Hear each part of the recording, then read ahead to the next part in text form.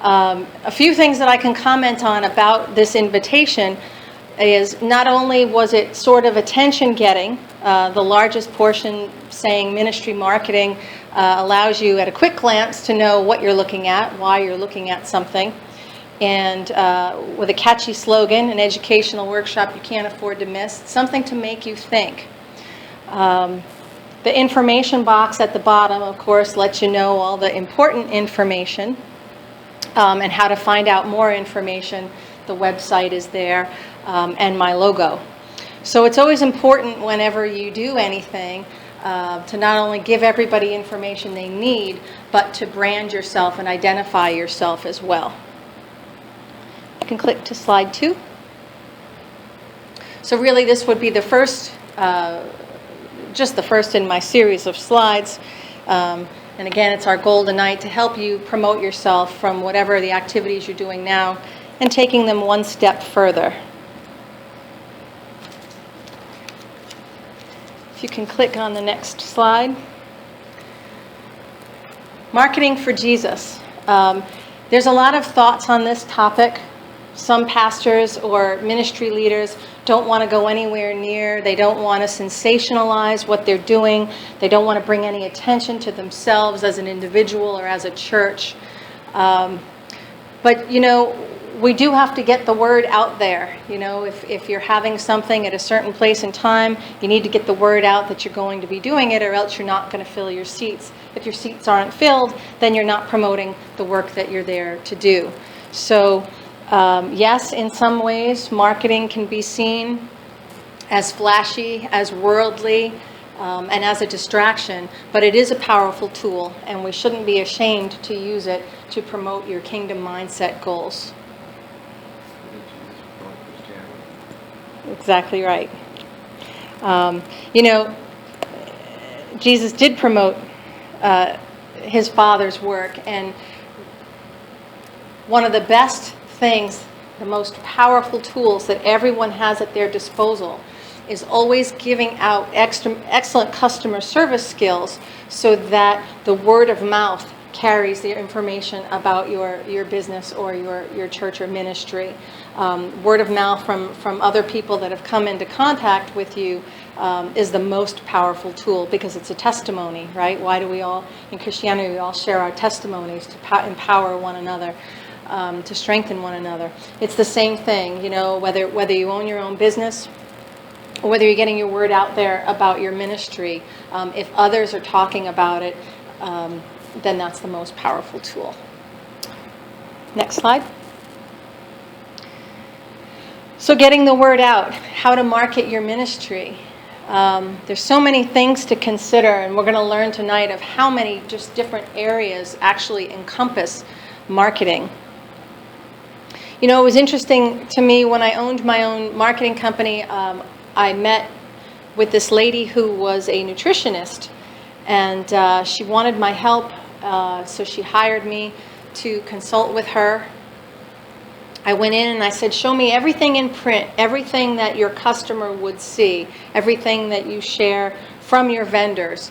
And she had given me her stationery and her envelopes and her business cards, and she'd given me some flyers and brochures that she was putting out in behalf of her nutrition business, and everything was different. The business cards were white with red font, and the stationery was a vanilla color with a different color font, and nothing resembled anything else. And information was getting out there, but it was sort of a jumbled mess. There was no branding that, you know, that let me know from time to time, like, this is this nutritionist business.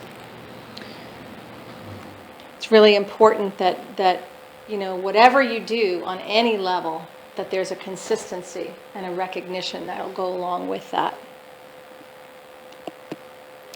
The next slide. So what is marketing? The American Marketing Association defines it as the process of planning, executing the conception, pricing, promotion, and distribution of ideas or goods and services to create exchanges that satisfy individual and organizational objectives. Well, that's a big mouthful, and it isn't necessarily 100% kingdom-minded, but essentially if we can look at this as marketing for you folks that are here today is the whole process of planning and executing the goals that will then promote your kingdom mindset, whether that be in a satisfactory sale or somebody whose life is advancing, somebody whose work your ministry, or through your work that your ministry can touch or bless them. And all of those things that get you to that end point, everything before that is marketing. Next slide.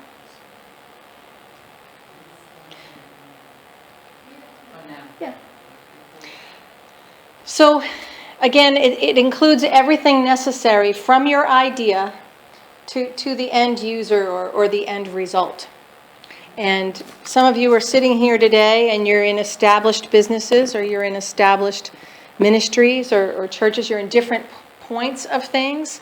Perhaps you're here today and you might be in established something, but you're looking to launch a new segment of what you're doing. So in that regard, you'd be in maybe in an idea stage. And it is quite possible that your organization has many different ongoing products or services or ideas that are in different stages of their process and need different types of marketing strategies for each segment. And it's important to be able to identify if that exists, because it's not a one-size-fits-all. There's a lot of different factors and variables that determine whether or not you should be in a certain marketing program. So some things that you should know is marketing is a daily activity. One of the things you'll learn is it takes several touches for somebody to be able to start to recognize your message or idea. So even so much as you're introducing yourself, if I say to somebody strange that I don't know, I'm Lisa and I'm from the Bridge Connection, maybe they remember my name, maybe they remember the name of my ministry and not my name. The next time I meet them, maybe they'll remember both, but didn't remember what I told them about my ministry. It takes many consecutive touches of giving the same information to have it stick. And if you doubt that, you can think about some commercials, even some jingles. You can remember the jingle but not the product, or you remember the company, and the product but not the jingle, and it takes a while for it all to gel and for it all to come together. So marketing is a daily activity. It's repetitive, and it often gets the same information out there through different means. So we all have different ideas on what marketing should cost or could cost, or the budget that we have for such things. And I'm a great person to talk about that with, because I believe that there's marketing for every budget. The Bridge Connection certainly is not a self-sustaining ministry at this point, and yet I still do a lot of marketing. There's a lot of free stuff out there that you can take advantage of, and there's a lot of great stuff, if you have the provision, that you can pay for. And it all depends on what's in your budget and what you're looking to do. So marketing takes a lot of planning.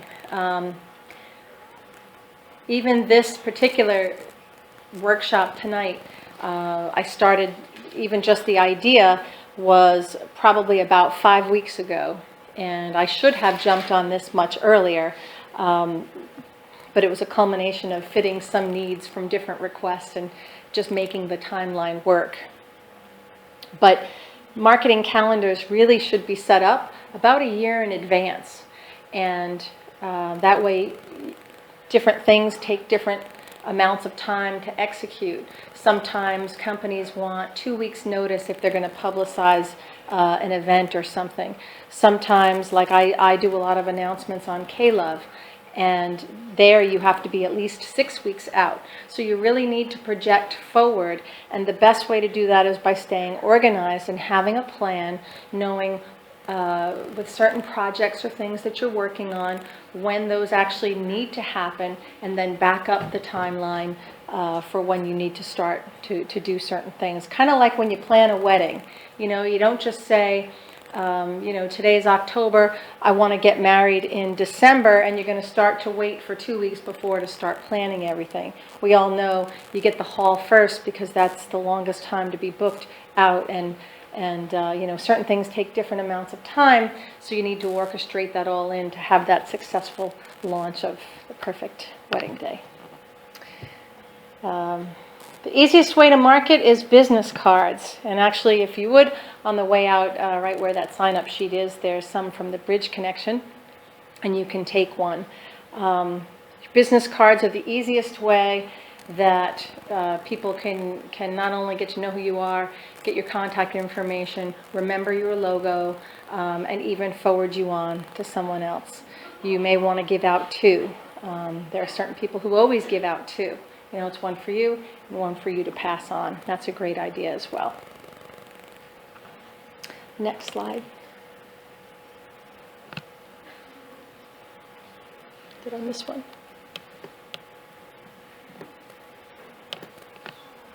Oh, the picture's missing. That's why it's throwing me off. Okay, you can go ahead one more. So the 4 P's of marketing are product, price, place, and promotion. And you'll learn that in any basic business class or anything. That really is Marketing 101. So you need to decide what is your product, what is your service, what it is that you're trying to get out there. Place isn't just like, here we're going to have a workshop and it happens to be here in Farmingdale, but place might actually be for what message you're trying to send, for what you're trying to do. Who is the placement of that product? If I were selling a geriatric product, I wouldn't be marketing it in a high school. It wouldn't make sense. So you need to know where your place is. Promotion is, again, how to get that word out there. And price, we're going to look at price in 2 different ways. The price can be the correct price if you're charging for something. There's a correct price. We all know that from basic capitalism. But also the prices can also be seen as how much do you want to spend in total to get that message out there, to receive the desired result that you have in mind. And how do the 4 P's relate to the kingdom? Well, whether we're here because we own a business or a ministry or a church, our product is always to be more Christ-like. And when Christ walked the earth, how much more perfect did he have it, because he was the product. And he, walked and talked about his Father, and that was the best word of mouth, right? So your product is whatever it is that you're doing or selling or trying to promote. And again, in the kingdom, it's making others more aware of Christ or more Christ-like. We talked about price, the cost to yourself and to others, and there is a balance, and something that you need to think about before just, going off and creating your plan. So your place is your reach, whether it's a demographic of person or location. Sometimes it's a combination of both. So that's something to think about in your marketing plan. And promotion, we're going to learn a lot of different ways about promotion. We talked about word of mouth being the most critical. In order to have positive word of mouth, we always have to have that great customer service. And although you wouldn't consider that as part of marketing, it truly is. Because how we treat one another and treat your customers are determined not whether or not, A, they're going to speak favorably about you, and how we make them feel about themselves. And if our product is looking back to be more Christ-like, then obviously we need to always put out love so that they can receive that. And that's important. We're going to learn about traditional marketing and digital marketing. So the next slide, you may not get that picture. Oh, you did. Okay. So this goes over many different areas of marketing, from advertising to production, packaging and distribution, event management, PR, public relations, R&D, research and development, marketing research, and pricing. And briefly, advertising, we all open the paper and we see advertisements, we watch television, we see the TV commercials. We even go on our Facebooks, right? And the commercials, the ads are all on the side and pop up at you. It's always amazing to say, how do they know I was looking at kitchen chairs? And whatever you search, right? Right. It's amazing. For packaging, when you go to sell your house, what do they tell you? Invest in curb appeal, right? Something so that the average person just passing by is going to stop and take notice. So you may not have a physical product, maybe you're marketing your ministry or your church, but it has to look appealing to the target audience that you're intended for. So packaging. Research and development. Sometimes you have a concept or idea, but you need to dig a little deeper to know what exactly is this going to look like, and what are the features and benefits of this? How am I going to get this into the hands of the end user, and what does that look like for them? So you do need to do some digging. Market research tells you many things. You want to know, what is, for the same thing that I'm doing here, let's say maybe it's a product. If I'm in my area, what is the average age group? What is the gender of folk that are using things like this? What can I expect? In my mind, I might think, well, I love this. So, women of my age and social status or they might like this because I like this. And if I did a little research, I might find out that I'm a little stranger than I think, and the demographic is, for men of a different age group and whatnot, and then I'm going to spend marketing dollars on something that's not even going to get noticed by the people who are really most likely to use my product. So market research. And events management. Some people have it in them naturally to plan off, right? Great dinner parties. We all know those folks. Some people don't, Some people like to cater and just call you and say, show up. And other people can just magically have so many different things going on, and the house is perfect and the food is perfect and they did everything themselves and they look beautiful, and, they can get the word out there. Event management is important to have all the right pieces come together, the right timing when folks are going to want to do things. I might want to have an outdoor barbecue, but if it's February, nobody's going to come. So there's a lot of components to event marketing even that we need to think about. So the next slide.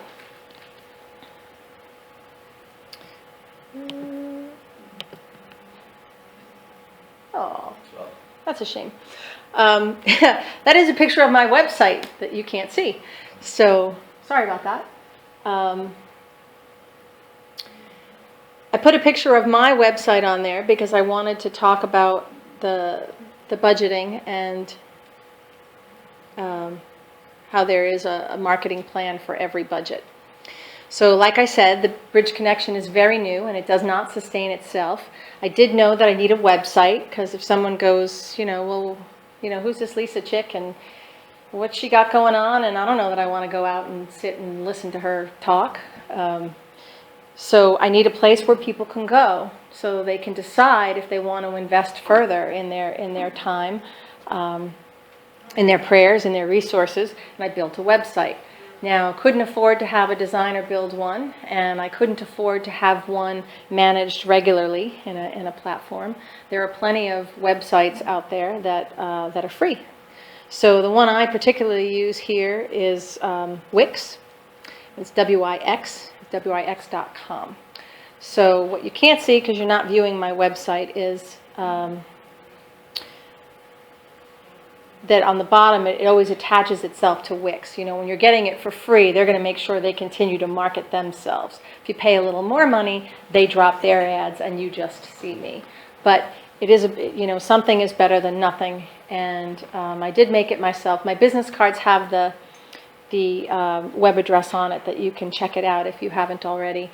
And, is it the most professional website you've ever seen? Well, gosh, I hope not, because I haven't done so many. But it gets my thoughts and my ideas and my events and different things out on out on the web so that it can get to other users. So if you go to, you're not going to get that picture, if you go to slide 12. Great. Points on marketing. So we did talk briefly about the target market. You have to decide the who and the where for your product or church. Or product development is talking points. So to use something that you all know, Vaseline. Vaseline has its original uses, and then it has its uses that have been adopted and set out before. And I think originally it was just meant as a skin protective layer. If you have dry skin, you can use your Vaseline, right? My mother always said, put it on your hands and feet and sleep with gloves and socks, and you'll wake up feeling like silk. It's the truth, actually, if you haven't tried it. But also, Vaseline is great for doing things like protecting your skin before you dye your hair. If anybody, I don't admit to dyeing my hair, but I've heard that works. Things like Q-tips, they were originally meant for certain things, and well, you can use them when you're crafting your train sets and painting and correcting your glue spots, and so things that have other uses other than intended. Well, people don't magically know, you want to get the word out that something can have other uses. That's a great time to be able to market. So even if your product is going very well, or your church is going very well, when you come out with something new, it's another opportunity to take you to the next level. That's a great talking point. So resources and information is how are you going to execute a plan that you come up with? And if you're here and you're in any capacity, you've got people perhaps that are working with you, maybe for you, and you may not have the talent yourself to do a certain thing, but somebody that you're with, working in your company, your ministry, may have certain talents that you can call upon and say, hey, can you be the one that does this? Just like Vanessa is so wonderful with her IT, I could not have done this tonight. And we needed her here to do this. So don't be afraid to ask those that you're working in and around what their talents may be or what they're willing to learn. So pricing and payment, always know what your resources are. And again, you can work with any budget. It's just important to know what they are and not get into something and then later realize, geez, I'm halfway in. I don't have the money for this. You don't want to pull back. You want to be able to keep going. So understanding what your resources are. And we talked about planning a year out. The benefit of planning a year out is if I decide I only have $100 to spend for the year, I can decide, what my most important highlights of my year might be and how I want to budget my money throughout that year successfully. So communications, we'll get into that a bit more, but there's many different methods to communicate your message, and oftentimes it takes many different methods being put together for how one person hears or receives, somebody else may not. We can't appreciate all the photos in my slides, but the reason I did that was some people are verbal, and just by my speaking they're picking things up. Other people need to read it. And yet others need some pictures or hands-on. So I tried to incorporate different things so that everybody can take away something.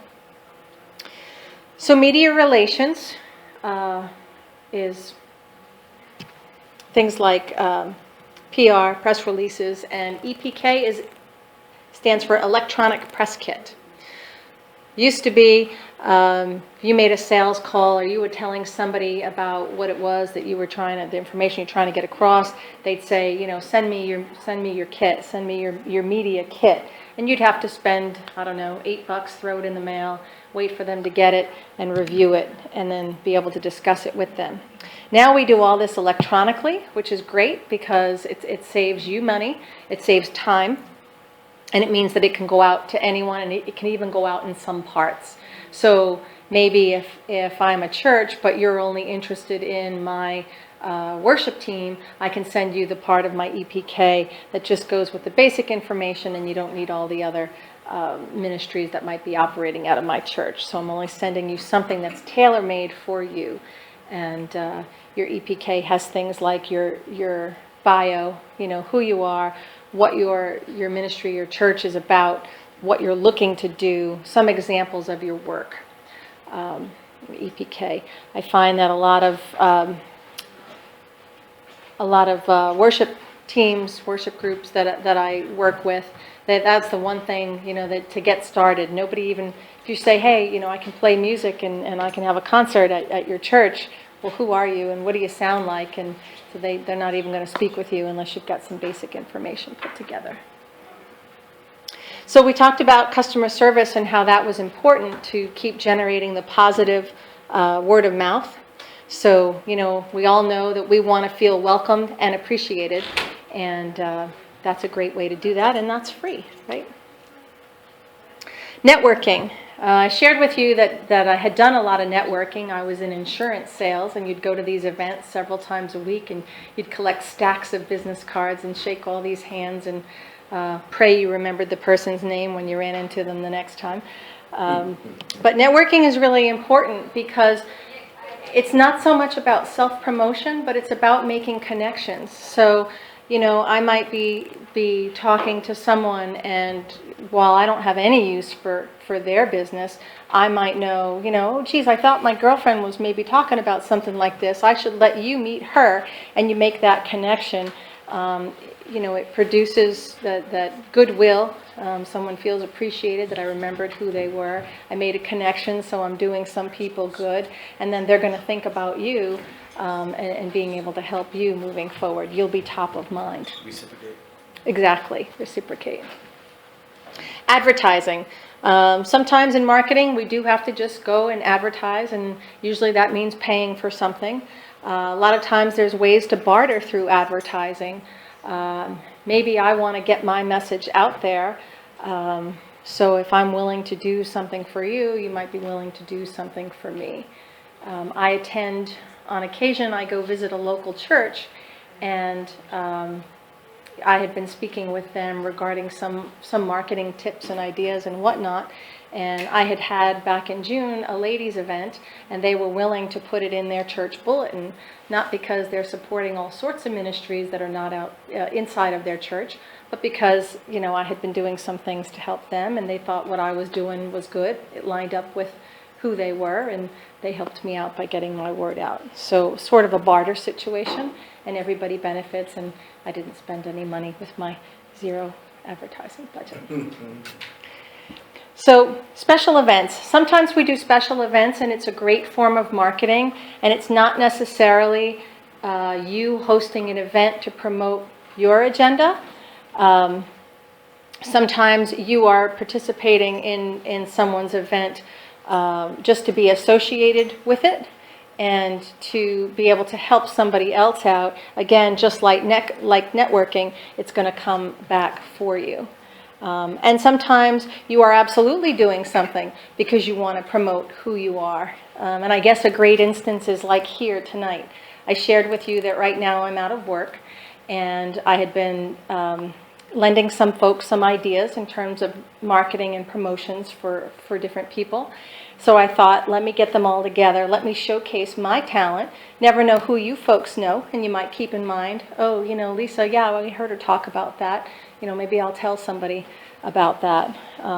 Whether it's my consulting marketing work or my administrative background. So hosting an event sort of is featuring what I can do. And you may want to consider that as well. If you have a certain talent or whatnot, you may just want to open that up and let folks see that. And, it may not bring any rewards immediately, but you don't know where you'll be blessed moving forward. Engaging performance. This is very important for everything that you do, for tracking. So if you do something and it doesn't yield the results that you're looking for, be sure you remember that and jot down the methods that you used, you might want to tweak some different things next time.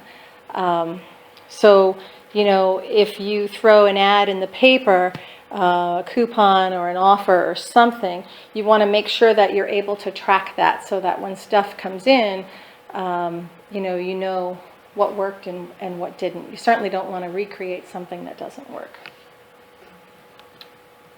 Next slide.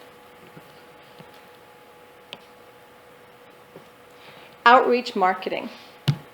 So it's all about getting the word out and networking with your community, strengthening the different relationships to promote your growth and other people's growth, especially when you're kingdom-minded, right? It's not just about what we can do for us, but it's also about how we can help other people. And it certainly does come back around for you. If my intended market, let's say, were here in this Farmingdale community, as much as there are some wonderful things going on, out of state or even, in a neighboring borough, that might not be where I want to vest my time, even if it's a volunteer basis. I want to do it within the community that I'm also hoping to serve, because that will put me in touch with the people that I'm trying to reach. So even if you're not doing something that's going to directly benefit your business or your ministry, you sort of want to work within the subset that you're looking to impact.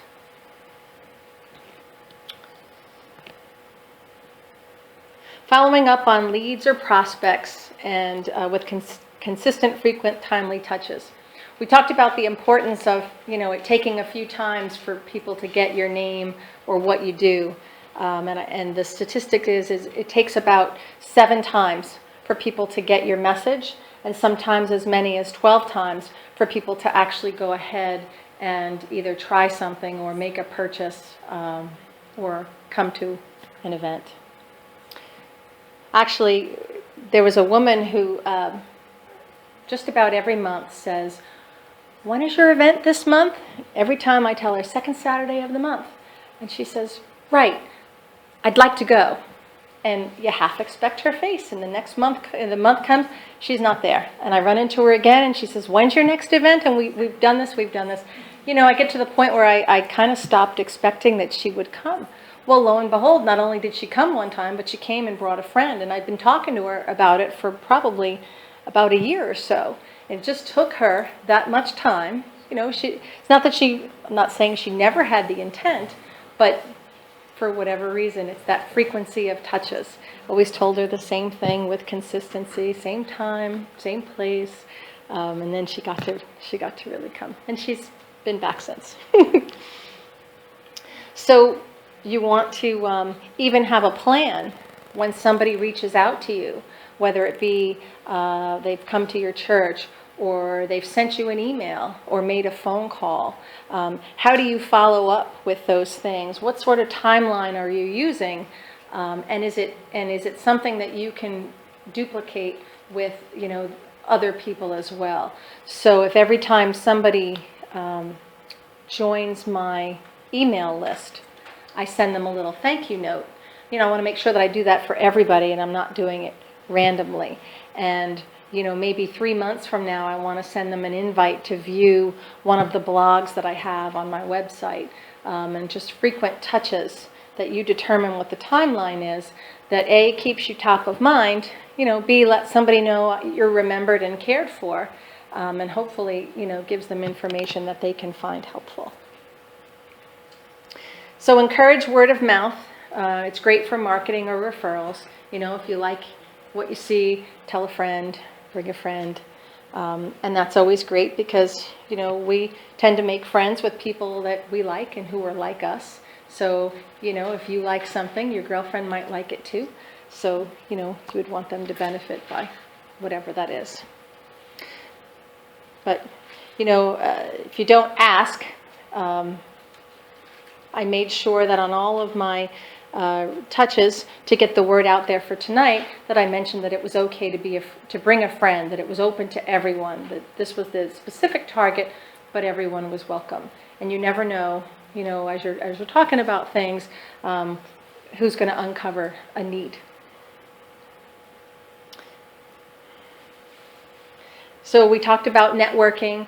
As you're mixing, getting to know folks, you sort of want it to be, in the market that you're looking to stay within for whatever your goals are. So, if I was looking for to hire babysitters, I certainly wouldn't go to my local bar or, to try to recruit, credible beings that I wanted to go watch somebody's young children. You would go to places where, you're most likely to get that who it is you're looking for. And be accessible. People have to know where to find you, and you kind of want multiple ways for people to find you, because Carol might be a texter and Delia might only work on the phone, and maybe Adele answers best when it's email. So if you have multiple ways that people can connect with you, you're going to be the most accessible. And again, always track your efforts for future planning. I have just switched to an email program. If any of you, is anybody on my email list getting my emails? I'm haunting you guys, right? I actually don't send out too many. But have you noticed the difference in the format in the past 2 months or so? It's gone to, it almost looks like a newsletter, like a formal newsletter, instead of just a regular email that I've typed out and sent to you. I'm using a different platform, and it's actually, this one's called Chimp Mail, but there are many versions out there. The great thing about Chimp Mail is... Chimp Mail. Yes, monkey. MailChimp. I'm sorry, MailChimp. See what happens when you skip dinner. The great thing about MailChimp is it actually will tell me how many percentage of the people actually clicked on and opened my email, so I can tell how much is being read.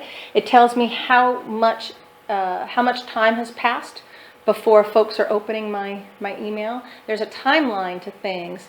If you're in, this is getting off topic a bit, but if you're a Facebook user, statistics show that most people use their Facebook on a Friday, or the most volume of people. So if you want a message to come out and Facebook happens to be your platform, if you happen to post something on a Monday, you're buried by the time, your target audience is opening up on a Friday. So it's always important to know the timeline of things. And using MailChimp is great because it will tell me, within the first 12 hours is when people are most likely to open your mail, and they suggest times to launch your mail. So I was up at midnight last night so I could get out the reminder that told everybody that we were still on for tonight. But I'm able to track my efforts. And I can play with different looks of the mail so that I can determine, for whatever reason, this mail was formatted this way and it got many more, opens than this other. And there were things to, like, I just wanted people to come today, and that was the goal.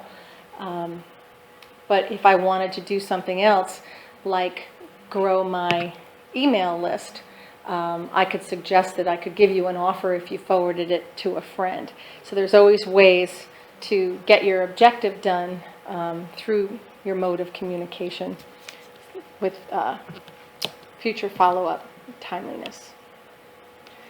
Okay, the next one. Oh, it did come out. Okay. So with any and all activity, experiment and find out what works best for you and your target. Maybe with Carol's product, she's finding that folks are going online real early in the morning, and that when she posts midday, things are lost. That might not be the same for Angel, who's got a business which is more of a 9-to-5 kind of thing. So you have to know your audience and target with what works best. These are 3 different logos that were created for the Bridge Connection. And any of you who have been following me for about 2 years realize the one on the top with the clouds was my first one. And that came out at first. I wasn't quite happy with it. There were parts I liked and parts I didn't. And I actually had a friend who was a graphic artist, and he was taking my thoughts and putting them on paper for me. He came up with the 3. And I actually sent an email out to everyone in my database saying, can you just give me thoughts, like which one do you like best, and do either of these 3 make you think of anything specifically? And I got feedback, Granted, I sent it out to maybe 120 people, and I got back maybe 8 responses. So that's about right of what you can expect for a response. But, that was valuable feedback, because even though it was only 8, I got to get into the minds of someone else. The first one was kind of playful up on the top, and that's probably why I didn't like that. The one on the bottom left, someone said it looks like a large cat is starting to peer up from the bridge. And I actually... I see Batman. See? Okay. So that's why I decided not to go with that one. I see the corner. You see the... And then... I think the last one, the TBC and then the cross, really helps you understand that it's about, Christianity. Yeah, Right. and that's the one. Yeah, that's my current logo. And interestingly enough, I prayed for years for God to give me a ministry, and then He did, and I knew that I needed to name it, and I wanted something pretty that made you conjure up images of like butterflies and rainbows in your head. And I was driving to work, and I was praying about it, and I heard Him say, the bridge connection. And I was like, well, where's my butterflies and rainbows? Like, that doesn't work. And I didn't know why. I mean, I wanted something that I could be colorful and pretty and feminine, and God had other things in mind. And I did not understand. It was a while before I understood that my ministry bridges the gap between many different denominations, and it connects people. And, God knows what He's doing. It was so beautiful. So we are the Bridge Connection of Long Island. And that's my current logo. But it did take me a while to experiment with things and find out, what was going to be best for my target. So that's important for you to do as well. Next slide. Internet basics. Many of you actually wrote in, and I don't know what I'm doing with the computer. I know that, I need to be on it, and I can do some things for me personally, but how do I get my word out there? You don't have to be a genius to make it work for you on the internet, and you don't have to spend a lot of money to have a marketing presence. So you need to have some basic internet knowledge for terms and services, etiquette. You don't want to send your stuff out in all caps, or people are going to be offended. They're going to think you're screaming at them, because on the internet, using all caps means that you're yelling. So it should be used in very small doses. I have a ministry that I work with and trying to help promote them, and they're visually impaired. So all of their emails and such are in capital letters and in large font. So the first couple of times I dealt with them, I'm thinking, oh, what's going on here? What did I do to offend them? That wasn't the case at all. They're just visually impaired. And I actually trained them, showed them how you can write your email in any size font you want, and then when it sends off, it can send off in a smaller font that's not going to be offensive for someone. So basic internet knowledge. You can take a computer course that the library often gives them, sometimes for free. You can actually Google online basic internet knowledge, and the internet's a great tool to learn how to do things you don't know. YouTube, yes. My son taught himself to play guitar on YouTube. So it is a window to the world. The internet isn't something that we need to shy away from just because you're in Christian ministry. It should absolutely be a tool that you embrace. The next slide. E-marketing. Kind of sounds like e-commerce, right? What are all those terms? Well, it's internet marketing, sometimes called iMarketing. So it's online or web marketing. And the benefit is for small business, it just helps your reach be so much greater. And recently I've really been thinking about Christian bookstores, right? Where did they all go? Christian bookstores are all gone. There used to be, right in this neighborhood, used to be God for Me. And I believe that that's gone as well. And why did they all go away? They put a lot of people out. God for Me destroyed a lot of the other ones. That's because they had all the low prices, and Right. they were 501c3, so they weren't paying the taxes the other companies were paying, and a lot of them just went out of business, I think, because of that. And More then, competitive. and then in the end, the internet got them.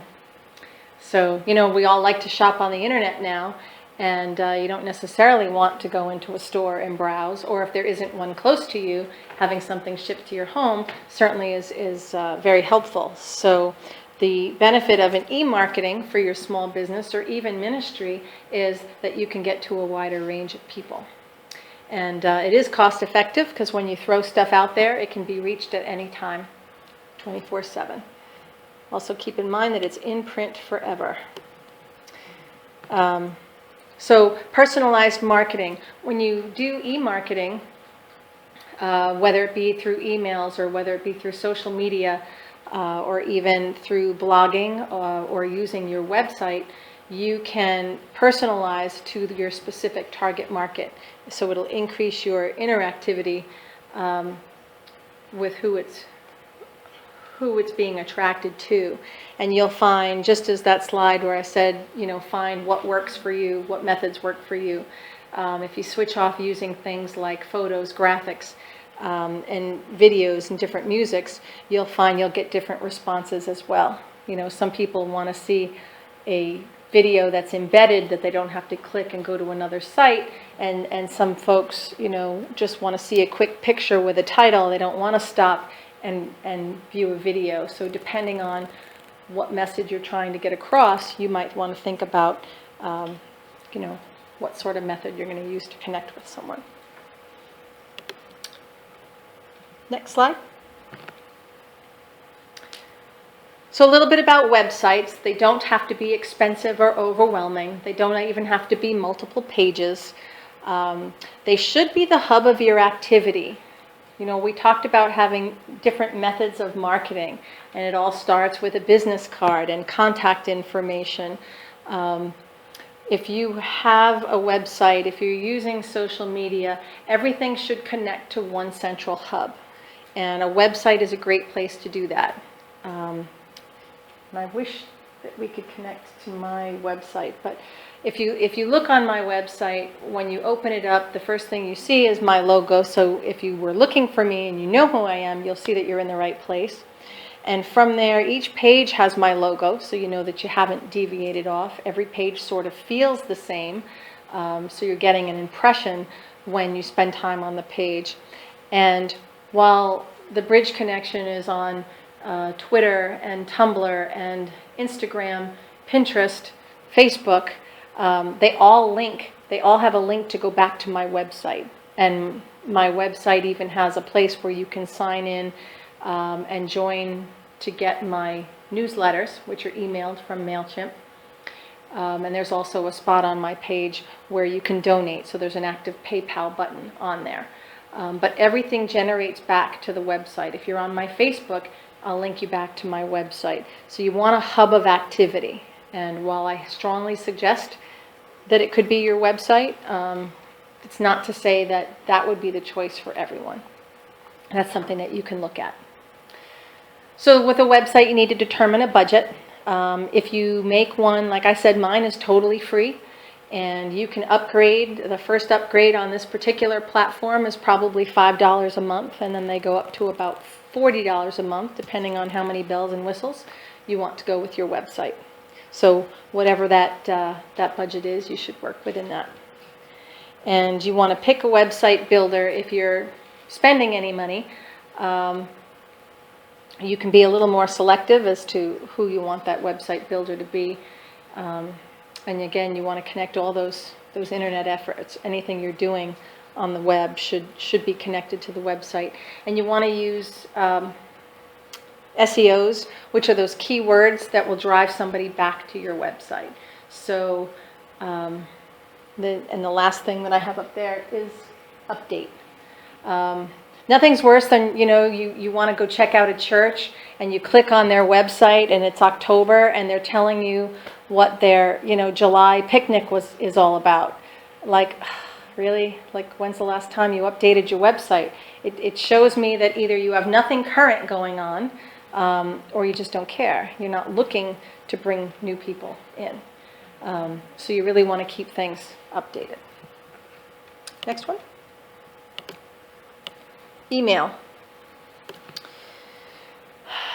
So by now, most of us have an email address, although I've actually found probably about 1 in 20 people that still are not using email. I get some requests sometimes that say, can you call me and tell me when your next event is? I'm thinking, really? Because you got to stop, and it takes a long time. But your email should be mobile friendly. If you're sending out, even if it's just an announcement about today.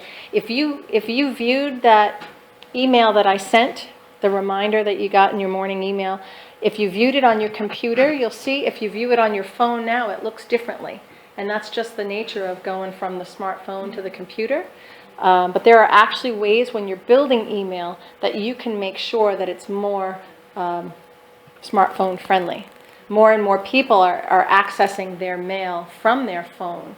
And if it's difficult to view, I'm either going to give up because I'm in a rush standing online somewhere and I had 3 minutes, I opened your email, can't really read it right, and I'll give up on it and I never go back to it. So your message was lost. So you want to make sure that it's mobile friendly, and you can test it on your own smartphone. Send it to yourself first. Some platforms you can actually preview it, and you can preview it what it will look like on a computer and what it will look like on a phone.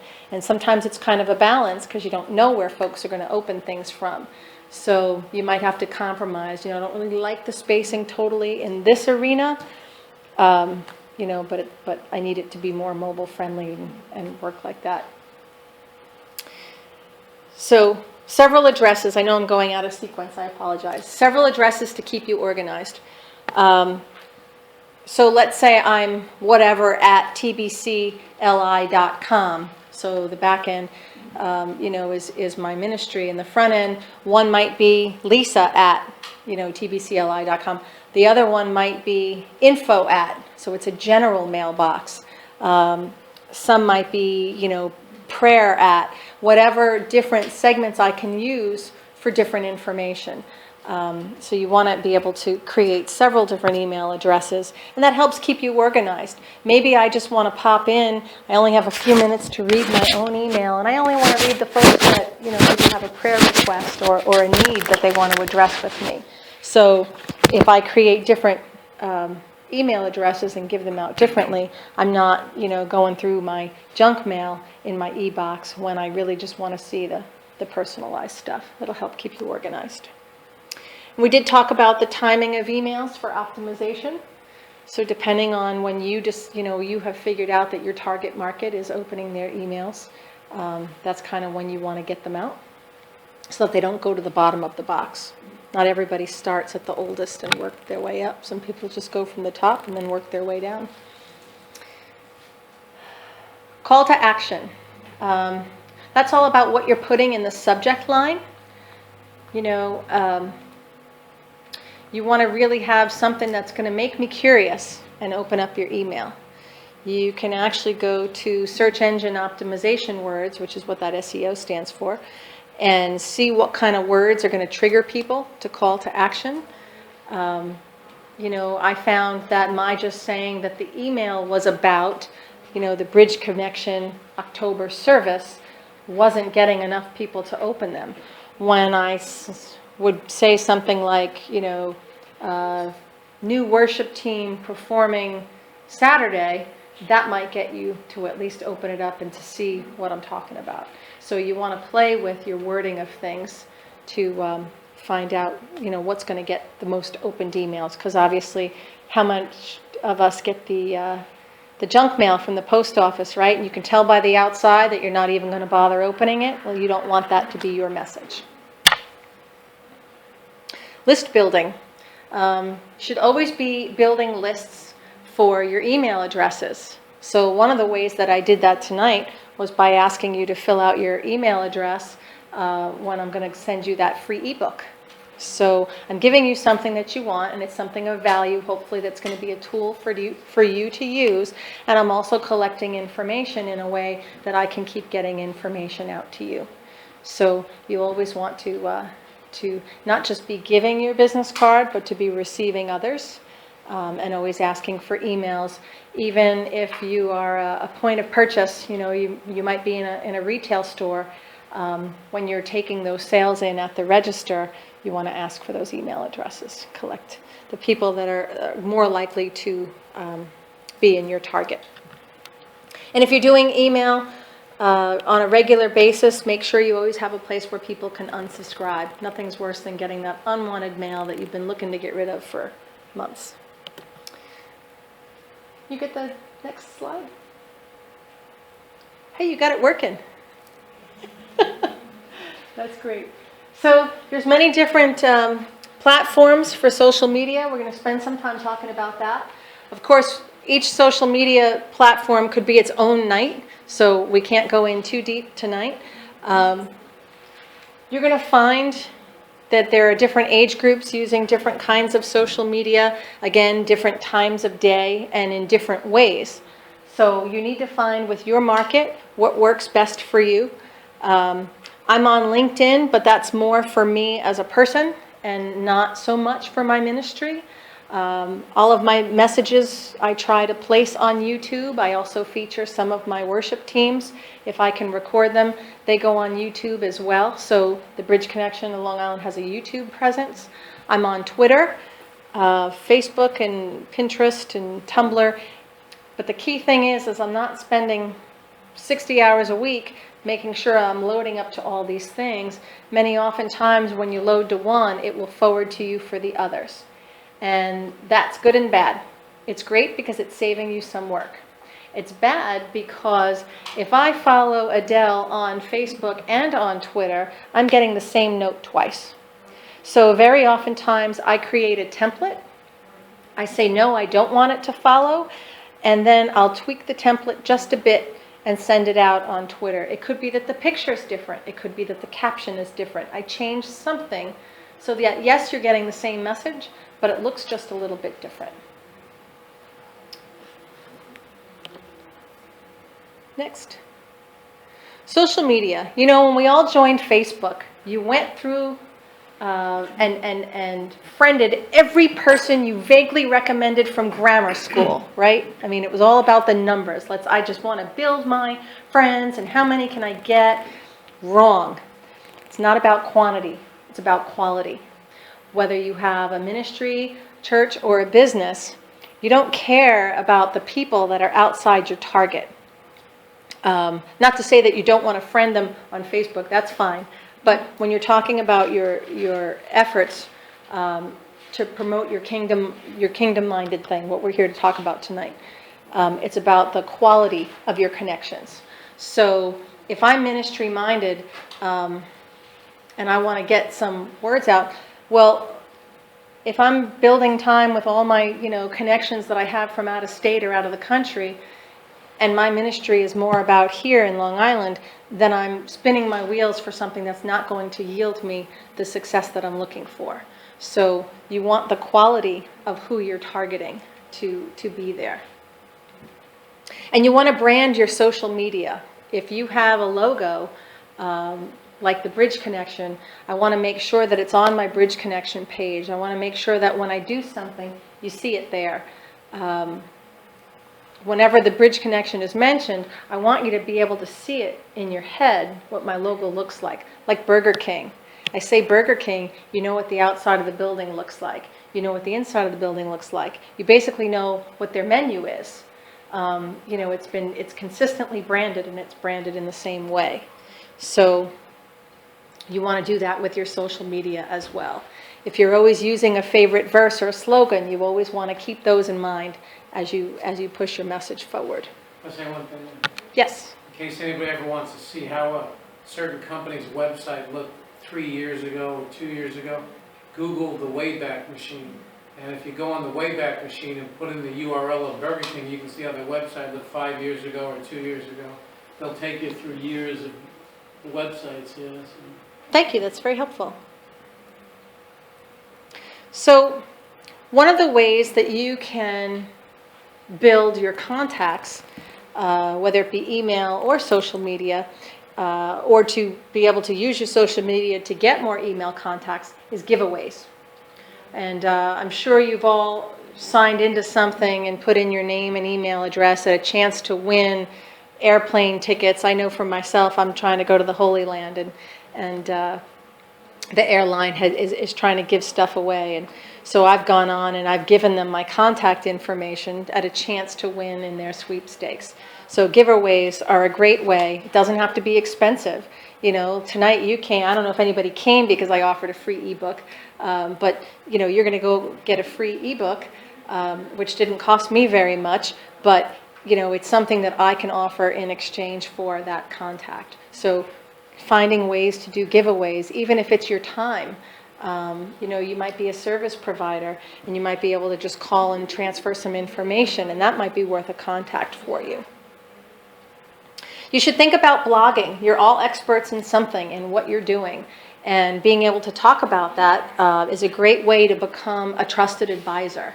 We don't want the car salesman, right, who's just going to stick you in a car. We want somebody who knows what they're talking about, who sounds like they're an expert in their field, and you know, is reasonable and approachable and is trusted. And that's what blogging does. You know, it doesn't put money in your pocket initially, but at the end of the day, you know, if Adele is blogging about her being an accountant and different tips and whatnot, when it comes to tax time and I'm looking for who's going to do my taxes, I'm going to remember all that great information that she shared, and I'm going to look her up and get a hold of her to do my taxes. So blogging is a great way to just put your name out there. Also, bulletins and e-news is another great way, and that's one of those things that I use MailChimp for, is every month I send out a newsletter that you can see what went on in the past month and what's going on in the upcoming months to get you to stay current with the Bridge Connection and some of the other ministries that I work with. Some of you are putting out regular messages in your ministries or in your churches. It always saddens me when these are great messages coming from some pastors, whether they be MP3s or whether they be video clips, and you can never tell briefly by just looking at it that it's the same pastor. You see it tagged on their social media. And you always want to brand your messages, whether it's your face, if you're the figurehead, or the image of a church, the image of your product, whatever it is. When you're consistently putting messages and whatnot out there, the branding should just be, you know, I should know by looking at it, oh, you know, that's Iglesia Hispania Church. I know, you know, we've been there, I know that. So you want that branding to be there so people start to recognize who you are, either by your face or your logo. Being kingdom-minded, we're all doing some great community stuff, right? We volunteer our time. We're servants for the Lord. Don't be afraid to capture that stuff. Don't be afraid to get your photo taken doing something good. Of course, it's not about the pat on the back. It's not like a look what Lisa did. Look at her doing this great thing. But it is about building that trust in who you are and having that recognizable face. And if you're doing some community involvement, like Convoy of Hope is a great example. I was on the marketing team for Convoy of Hope this past year, and in advance we got out to all of the televisions and the local papers that this event was going on, and we invited them to come down and be a part of it. So the coverage was free. We didn't pay for it. It got the word out there that this was going on, and maybe it didn't benefit this particular year, but moving forward, when the community hears Convoy of Hope, they'll remember the images that the media had brought forward. So capturing community involvement and inviting the media and the community to come and be a part and help get that name out as to what your ministry did is not a bad thing. We talked about making your website the hub of activity so that people can see your past, your present, and your future activities and what your goals are, what your mission is. If you're a church or ministry, what your beliefs are. It could look great, and I could see all these great ministries coming out of your out of your house of worship. But if I don't really know where you stand on some key things, I may not walk through the door. So you really want to put that message of who you are and what you believe out there. And your outreach activities should always include your social media contacts. Again, more and more people are going to their phone. because that's their instant little computer.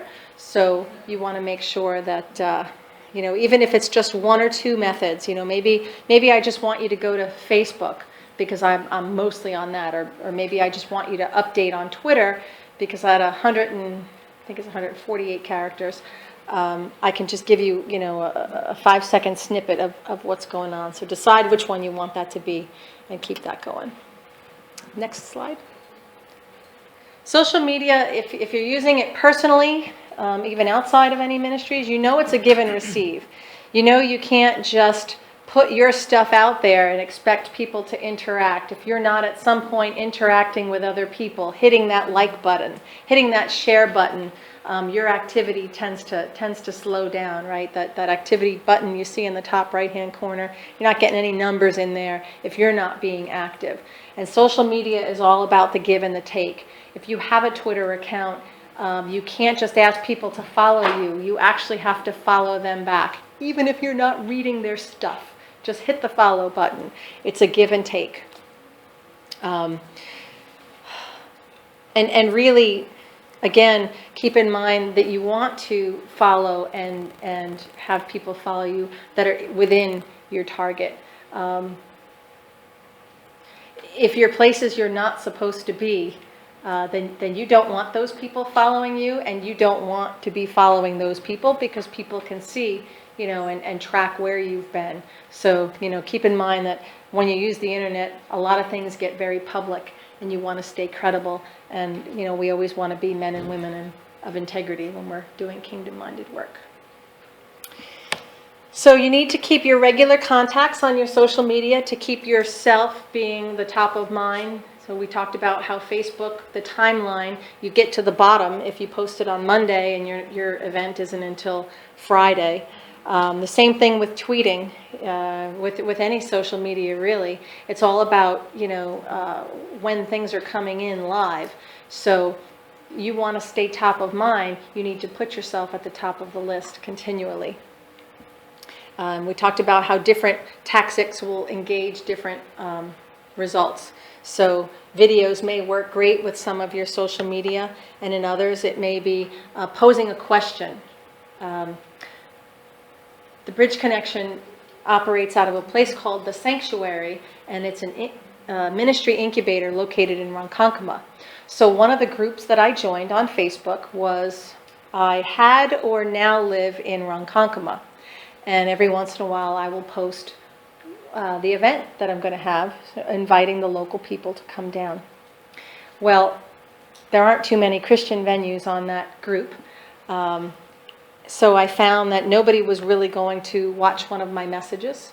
But I wanted them to start building credibility in their mind and being somebody they regularly engage with. So not only do I answer silly random questions like, do you know who owned this particular bookstore? Or, where did this business go? Or just random questions. I actually posed some of my own. Recently, I had a very successful one. You may have heard that the Ronkonkoma train station, they're building up the hub. Okay, so that was on the news. And one of the things I posed was, what would you like to see? Again, going out to this group in Ronkonkoma, what would you like to see as far as a transformation of the hub? And it really started a lot of dialogue. So now people saw that, Lisa Lombardo started this dialogue, and maybe now, the more you post things, the more they see you as a credible person within that group, so that when I do again try to post and offer an invitation or something, it will generate more results. So it's always great to offer something for reviews, and helps elevate your placement within that social media. Next slide. Okay, so some of you, I'm going to take a coffee break. Some of you sent in some questions or topics that you wanted to address. And one was fundraising, how to, and I actually got this question in 2 different ways, and it itself could be its own workshop. But basically, one question came about in terms of fundraising a ministry with a specific purpose, And some great ways to do that are to initially, depending on what your timeline is, when you need the results by. So that would be part of your planning process that we talked about earlier. But with fundraising, you know, I can't need the money tomorrow and start thinking about it today. So if you had time, and I'm going to go on that assumption because that's the best groundwork that I could give you.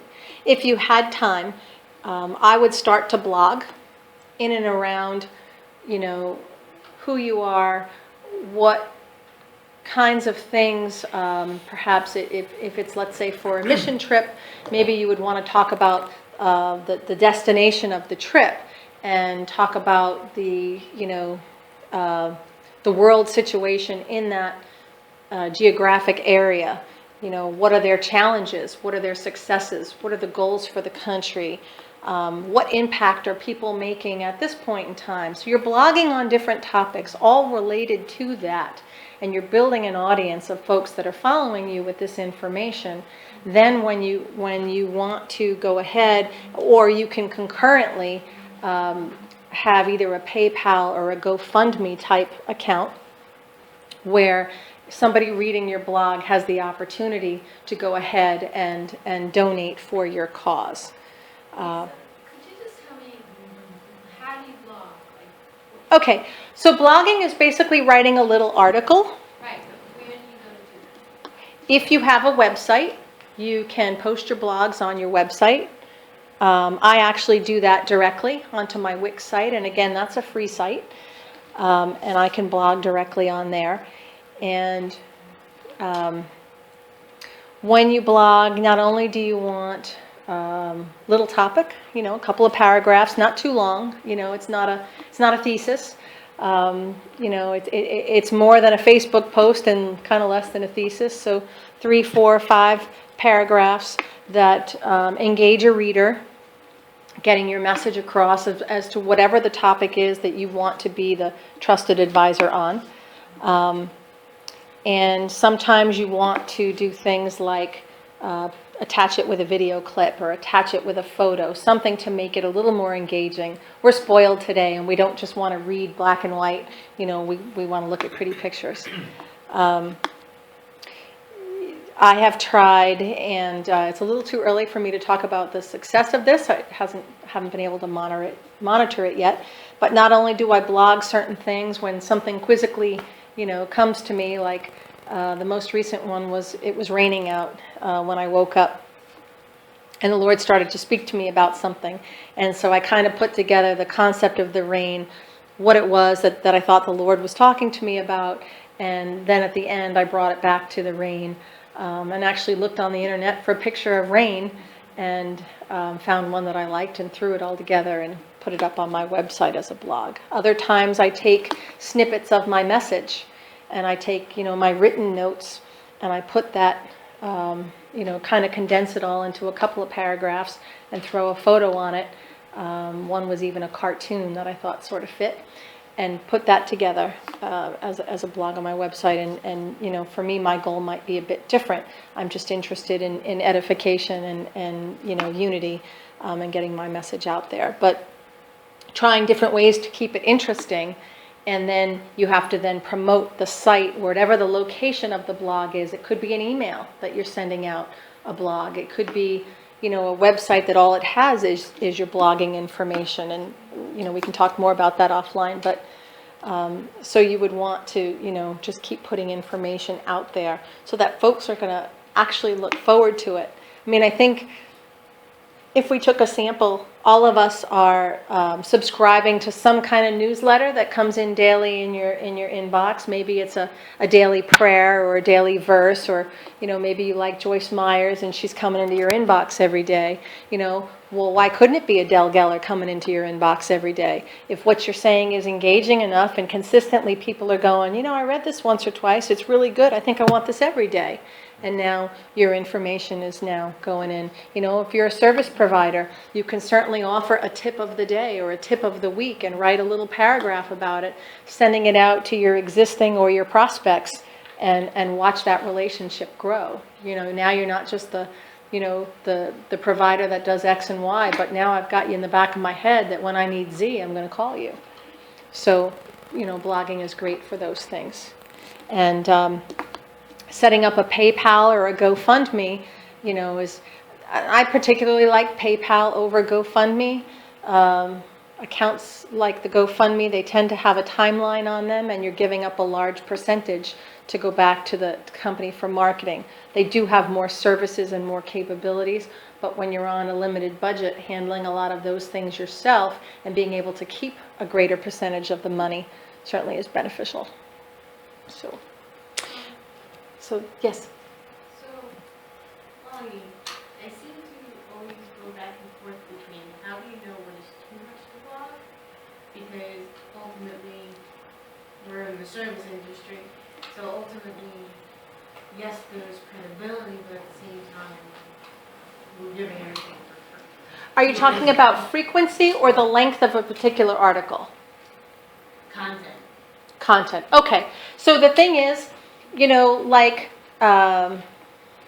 you guys came here today because you had a perception that I had something you wanted, information. So you came for the information. Well, unless you had perceived enough of me through any other contacts, whether it be the people I know personally or people who have connected with me on social media, there has been a preconceived, understanding that I've got some knowledge in this arena of marketing, and that's why you're here. The same would hold true for your business.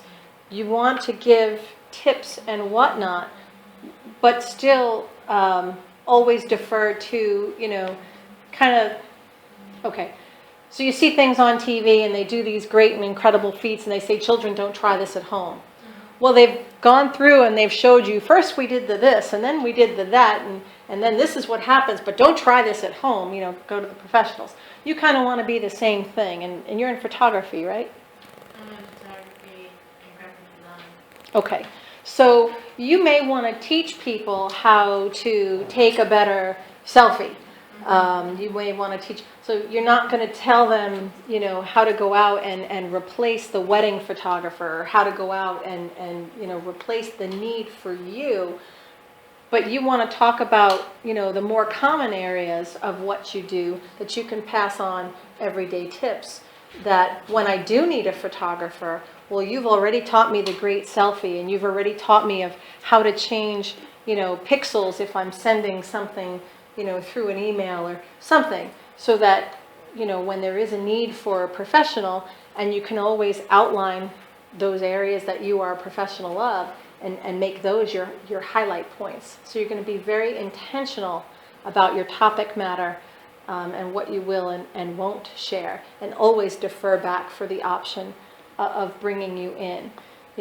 Tonight you're learning some marketing information, but if anyone, has a greater plan in mind or has some kind of an ongoing project, I certainly hope that you're willing to retain me, or that, moving forward, if you ever have that need or know somebody with a need, you'll be able to, oh, I know this woman, Lisa, so tonight was me offering something to empower you, and I'm giving you a ton of information that you can do yourself, but it doesn't always replace, the need for a professional photographer.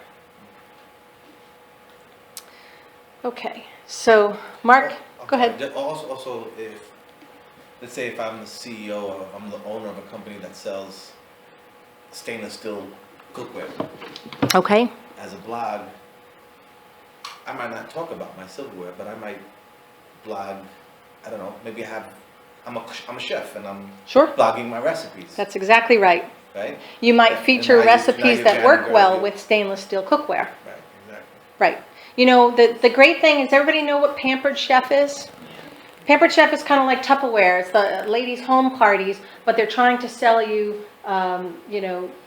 products that you use in the kitchen. And the great thing about Pampered Chef is they're not so much focused on, here's this frying pan for $19.99, but they're saying, look at how great this chicken breast comes when you're sauteing it with your vegetables, and they're literally cooking it in front of you, that you get to taste and fall in love with their recipes. but it was made in that frying pan. They're hoping you'll buy the frying pan, but that's not what they're focusing on. They're focusing on, look at this is a great recipe, you can make it home. Now, do you have your own frying pan? Probably, but they're hoping that you'll love the way this one does whatever the features and benefits are for the frying pan and go with that. So yes, that's exactly right. That's perfect. So marketing a particular service. And I don't know if the person that sent this question, is the person who sent this question here? How do I market a particular service? Okay, and the service, can I ask? Speaking, oh, and I did write speaking, hello, could you hit me on the head? Speaking engagements, yes. Okay, so you want to market that you are available for speaking engagements. Again, blogging comes in really handy. Depending on even what your topic matter is, speaking in regard to your topic matter will, again, let somebody know that you're well-versed in that area. If you have a website, my website has a small portion at the very back that says that I am available for speaking engagements and how to contact me. You always want to offer that, as a possibility. Networking with other people, going to places where people are speaking. I was asked to speak somewhere this upcoming next month, and I wasn't asked to be the feature speaker. I'm just someone who's just sharing 10, 15 minutes on a topic. And, at first I'm like, I got to give up my whole day to go and be at this event. And that's the way it's easy to think about things that way. Your time is precious. They've asked this thing of me, oh, now I have to go. But on the flip side, there's enough, they've already identified enough credibility where they want to come and hear more of me. I've actually done this for this one place once before. And now they're getting a little bit more of me. So maybe next year, when they're planning, maybe I will be their featured speaker. Or maybe they're trying to understand, get a better feel for me. Going to things like the kind of thing you would like to speak at is a great way. Always being seen, working the circuit, I guess, we don't want to look at it that way. But when you're out and about, it's common to say, okay, why somebody is there because they're the one speaking. But somebody else might say, what do you do? And now here's your opportunity. And it's not to brag. Obviously, it's to further promote your kingdom mindset. So being in and amongst the networking scene, I tell people I don't know how I got to be here. I've been praying for years for my own ministry. 2 years ago, or 3 years ago, I was living out east. I was once a week or several times a week at a busy church. Nobody knew who I was. I was one of many. And my pastor kicked me out when I moved to Northport and said, you have to find a church closer to you because you're too involved and you can't stay where you are. And how horrible is that your pastor kicks you out? But I did know, and I didn't want to embrace at the time that he was doing this for me and launching me into something. And when I started speaking at the Bridge Connection, and it all started to come together, the one thing that humbled me was, do these people know I'm going to get up and talk? Like, why are they here? They came to hear something that I have to say. But in the time from, where I went from out east to where I went to Northport, I was out and about, and I was always visiting things and different churches and different ministries and it seemed like I was everywhere. I just thought that I was hungry and seeking, but the Lord was doing a work in me, and he was getting me out and about. And, when the ministry launched, all of that started to come together, and people started to come now to hear me. I had been out and about and hearing everyone else. So part of that is and I've known you from many places. I've been seeing you for years. And, so if I ever needed some, we've actually talked about this, you and I, but, now I know who you are, and I know, how you speak. And if I hear of someone, you are top of mind. Oh, Pastor Adele is great. And so being in and among the community that you want to be active for your speaking engagements is, in addition to the blogging, the social media, being captured when you do speak someplace, You know, it's not narcissistic to have your picture taken. I always try to at least post one of me every time I speak, because it lets people know, you know, you see a visual and it kind of implants, you know, in their head someplace. So that's important as well. I know nobody really likes to have their picture taken, but it is important. So finding the right target market. Somebody here who asked that question? Finding the right target market? Like who is your customer? Who asked who is your customer? No. Okay, maybe they're not here. So finding the right target market, you know what you're offering, but you don't necessarily know who will want it. And you can research some of your competitors or some people doing things similarly in what you're doing and who is their target market. And that's a great way to get some information. Others, the customers or the people that you do have that are engaging with you, you can ask them, you know, what brought you here to me? How did you hear about this particular service or place? And finding out your existing customers, why is it important that they're there? And that will give you an idea of what your target market is. Because obviously you can have the greatest thing to provide, and if you're putting it in the wrong place, you know, if I'm marketing to the geriatric community, I'm not in a high school.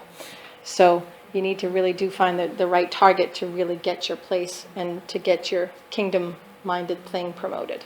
Can I ask you a question? Yes. And I know that there's been debate on this. She said I do graphic design, and my goal was, especially working in certain areas, I see that they provide one service in the arena and not the other. So my goal was to come up with the idea of doing everything. Mm-hmm. And I've heard that might not always be a good idea. What do you think of that? Is that a good way of marketing it? Because it's like, I'm your one-stop shop. I'll do your printing, your web, and branding. Right. Okay.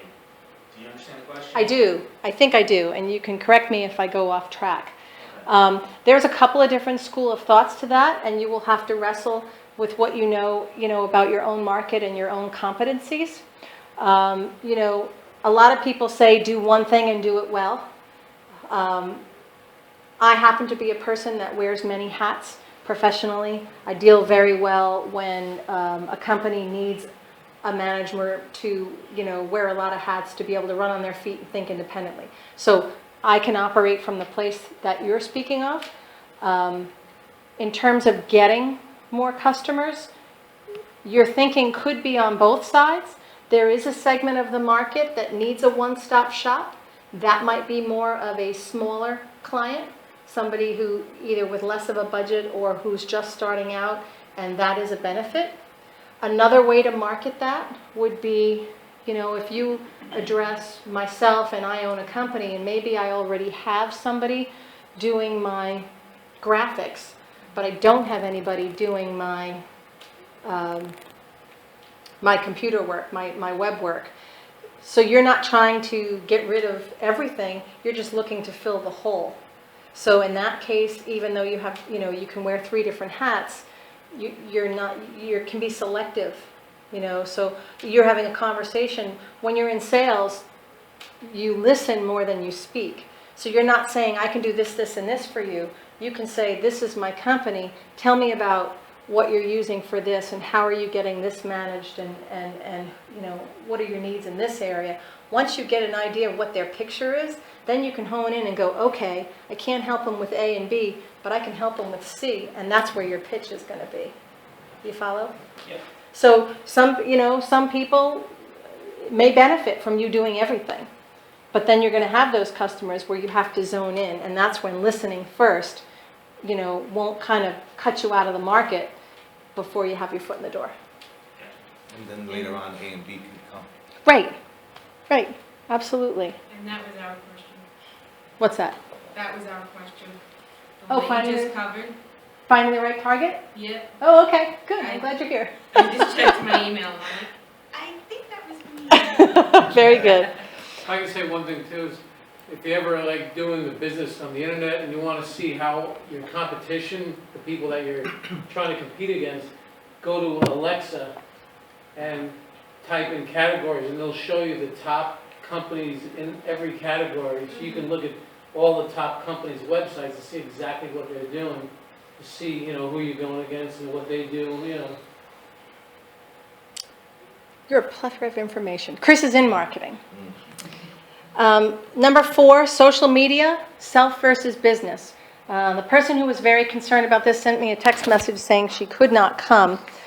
She was very concerned that she is not the founder of a ministry, but she is a volunteer in a particular ministry, and she was the one handling announcements and promotion, and they're not doing the best job. The ministry is not really growing from the perspective of, who they're reaching. And we spoke, and I met with her, and she said, well, I'm a very private person. Matter of fact, this woman is so private that I can put her name into my Facebook search bar, and she does not come up. She does not want to be searchable or findable. I don't know how you say that. But that's how private this woman is, yet she's supposed to be promoting a ministry. So I said to her, that's okay. Social media is a tool that you can use, and you can maintain any anonymity that you wish, depending on how you create your pages. So whether it's Twitter or whether it's Facebook, and just for argument's sake, I think everybody here is on Facebook, right? At least? Okay. So with Facebook, although you create your individual page, my name, self, my ministry page has a different name, and when I post, it posts as the ministry. So sometimes you see a post, if I choose, that says Lisa Lombardo, and here's my post.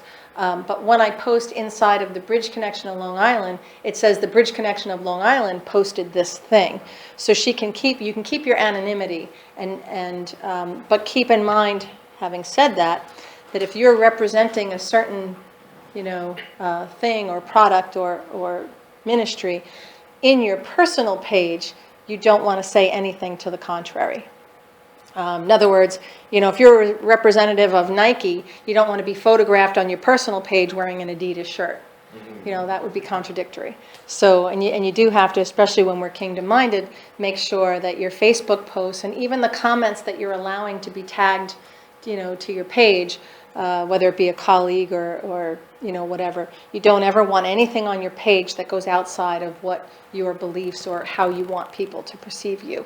That's very important. There's been many a time that I've deleted things from my page, sent a private note saying, thanks for engaging, but I needed to remove this. What about if you get, and I've heard conjecture on this as well, a negative comment on your thing, not necessarily about you per se, but about the service you provide? Okay. Is it better to respond and try to figure it out publicly, or is it better to just get rid of it? That's a good question, and it would really depend on your gut reaction. I mean, everybody, our gut reaction, we see something negative, we just want to get rid of it so it doesn't exist, so other people don't see it. That's not always the best tactic. I would certainly try to address something offline. I might give a 1 or 2 sentence thing that says, I understand how you might think X and Y. However, I've got information that it might look like this or like that. If you private message me your number, I would love to have this conversation offline. And that also can let people realize that you're real, that you've addressed a real problem. It shows them some customer service skills. And, again, you've got that dialogue going on, and hopefully that person will take it offline, and then professionally you can deal with that. If they're 100% right or you were in the wrong, there's no coming back from something, sometimes you have to get rid of something. I've had some people, that have some derogatory things to say, and they've placed it inappropriately on my ministry page, and I've tried to PM them and say, could you please remove this? Let's have this conversation. This isn't something that should have been on, publicly for one reason or another, whether it's a doctrinal difference, something like that. and the last thing you want is to have, 47 back and forth comments on the same issue between two people. Clearly, that's a dialogue that's meant to be taken offline. But very oftentimes, you can take that negative, and you can spin it for a positive, and then your business comes out shining because of that interaction. Okay. Do we have any other questions that we haven't addressed yet? I just coming back to the fundraising issue. It's not really about the fundraising. Coming from the secular world and being a business person in the secular world, Mhm. you have a certain mindset of how you attack things and how you would go about doing things. Now working within ministries and working within the churches, I have a difficult time doing that. Should maintain the other way.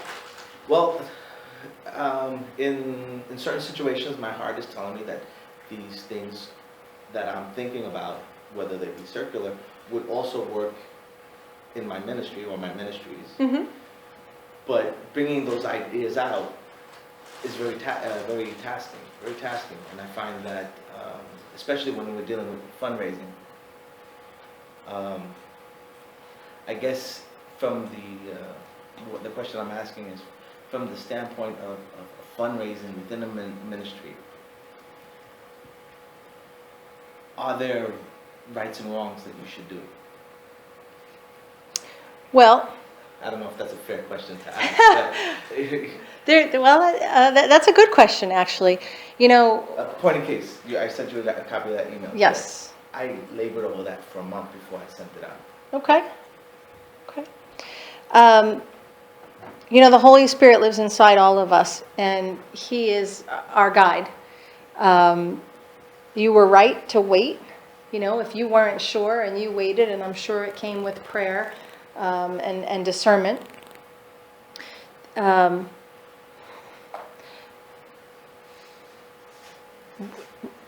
Things that are, in general, what I have found is that God does not operate on earthly principles, but that doesn't mean that you can't operate successfully within certain principles.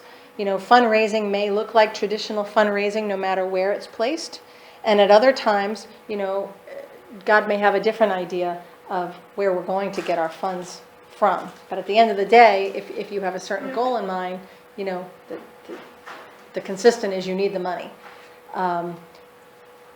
Your integrity, as I've talked about before, is always paramount to protect the integrity, because if you do anything that ruins the integrity, then obviously the faith in what you're doing, the credibility factor goes down. You're not going to get the money, because if they're thinking they're donating to some Christian thing and there's non-Christian principles applied, but I think there's a lot of gray area between the scrupulous and the unscrupulous.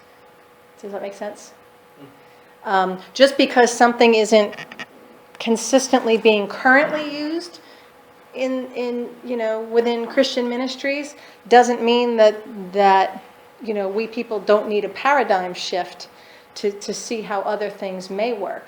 So it's good that you can think outside the box, and can apply other principles. Again, you were right in taking your time to decide whether or not this is something practical that could work. And the way we talked about before, always evaluating the progress and the success of something. You may wish to test out your activity in a small, controlled environment before launching it globally into a big. I know your email went to many people. If you can contain it and try launching that to a subset of your total intended group, you can see how that works and what you might want to tweak about it and learn from that, and then go launch it off with the rest of your contacts. Again, depending on how much time and preparation you have in advance to be able to do something like that. The same way when a restaurant goes to launch a product, right? They'll test it in certain markets, usually New York and Dallas and whatnot, and they don't send it everywhere. They want to see how it does in a controlled environment that they can gauge the success, tweak it if they need to, and then they can launch it if they feel this is what they want to move forward with. I would suggest the same thing. On the same token, if you have an idea for a ministry, Mhm. when do you take it to the decision makers, or when do you take it to the pastors? You know. Ha, that's kind of funny because I sat under your pastor for a while and I did just that. You know, the best thing is, I would say the more that you put into something, you know, if I just say to you, hey, wouldn't it be crazy, you know, Angel, if we did this or we did that? And you might go, oh, yeah, you know, that's something to think about, or that is kind of crazy. But if I sat down with you and I had, you know, a full PowerPoint presentation, or I had a full document that I had prepared that I could say, look it, I've taken care of the when and the how and the why and you know, the resources, and I've prepared everything, and I want you to review this. Now you know how much thought I put into it, and if you're reading through it, you're going to get a sense of whether or not my idea is a credible one or not. If I'm that prepared and I'm in good standing with you to begin with, I at least think a fair leader, you know, if you're not a Saul, if you're a David leader, it's a platform where I deserve the right to be heard. So, you know, if you've done your homework and you're prepared to answer questions and you'd be prepared to move forward with something, and you're confident in the leadership that you want to bring it to, I would say, bring it. Then the other part of it is, what if your pastor or whoever the person would be tells you no on your idea, but your heart is burning? Now you're talking about a ministry? Yeah, you want to burn. Yeah. This is the idea part of. Okay. Right. Well, you know, that actually is not a marketing question, but it is a very good question. And, you know, there are, I gave a message about this not all that long ago. When you when your church family, you know, you're sitting under a certain authority, that's where God has planted you, and that is where you are to receive from, and more importantly, invest into. Mm-hmm. And somebody correct me if you think that I'm stepping out of line. So if you are giving and receiving in a church where you consider this, you know, this is your home, your tithing should be there, your time should be there, and your investment should be there. But that is not to say that those of us who are you know, active, great parts of a church are not also volunteering and ministering outside, right? We're all called to minister in our workplace. We're all called to always put on, you know, to show our Christ-like appearance. So if you have a passion and a desire, and if it does not conflict, I mean, if you want to start your own church, your pastor might have a problem with that. And obviously that is not, you know, in the best interest of that particular home. But if it is a non-conflicting thing, you may still want to take it to him, because he may release you to do that. Case in point, I know of a worship person who'd been dedicated in a church, who had raised up the younger generation to lead the worship in the church, and had felt called to minister out. And he was doing so while still part of this church. Well, the pastor blessed his activity and said, you know, there isn't really room for you to do that here, but I'll be your covering and I'll pray for you as you go out and do this for others. So he could still be your covering, even if you're not doing it as part of Pastor so-and-so's church. You know, we're our own evangelists and ministers, you know, outside of where we worship as well. Although I do still think that is your home and where you are putting, you know, much of your interest. But it's a balance. Was that okay? Yeah. You want to add to that, Pastor? About that. God does give us coverings as a protection. But what you have to see is that is this pastor looking out for you, or is there another agenda? So the best thing to do, if you go to him and he says no, you want to get as much feedback as you can as to why he said no. Does he feel that you're not ready yet? If that's the case, then you can trust him with his decision. decision, and you should find out, what do I need to do to become ready? How will we both know when I'm mature enough, or I'm this enough, or that enough, that I am ready to do this, and then you work towards that goal.